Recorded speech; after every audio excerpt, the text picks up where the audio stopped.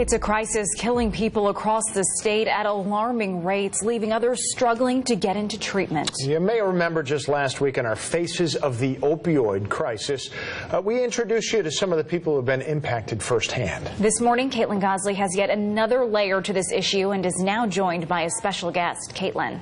Good morning to you both. Thank you so much. And thank you to Pat Rehmer, who is joining us. She is the president of Hartford Healthcare's Behavioral Network. Good morning to you. Good morning. We thank you so much for taking the time to come in this morning. Now, you do have a long history to deal with addiction services, not only in your work currently, but in your past, you were also the former commissioner, correct, for the mental health Correct. and addiction services here in our state. That's so correct. you have obviously a lot of background on this topic.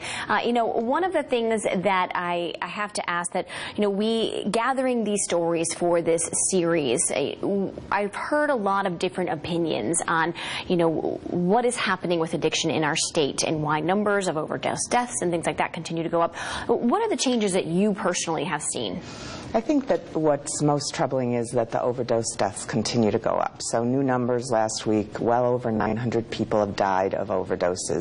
And those overdoses were all related to opioids, although some involved other substances as well. I think the issue is that while we're educating and trying to prevent, I've done probably over 50 community forums on this, and as I look into the audience, a lot of times it's family members who have lost someone, individuals who are in recovery. I think there is still some denial about the extent of how far this reaches into every single community in Connecticut. That's a great point. I think a lot of the things I also personally heard, as you just mentioned, from the people who have lost a loved one is that, you know, this is your neighbor, your coworker, you know, your professional that you work alongside every day. That's right. This is an epidemic that knows no class, no race.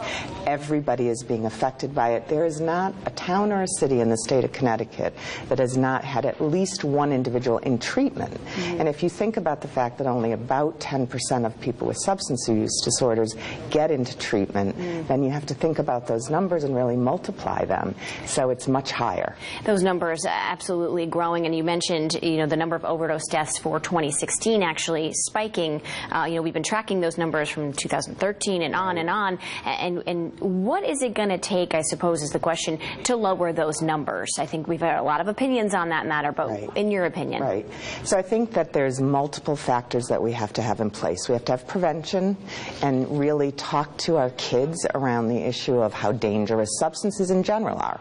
We know that if you have an adolescent or a young adult, if you can keep them from using any substance, including nicotine, until the age of 18, even if they're genetically loaded, there's a 90% chance that they will not become addicted to a substance later in their life. If you can get them to 21, which is really the legal age, at least for drinking, 95% chance that they will never become addicted. And I think that's a statistics we have to say over and over and over to our children. And that, I assume, has to do with brain development. Is that correct? Absolutely. So brain development in adolescence and young adulthood is not complete, the impact on the brain. But the impact on the brain for anyone that uses these substances, it takes about 90 days to clear and get your brain functioning close to normally again. And so one of the things we also have to say is, if insurance companies are not willing to pay for 90 days of treatment, it doesn't have to be inpatient, it doesn't have to be in a bed, but somehow put together,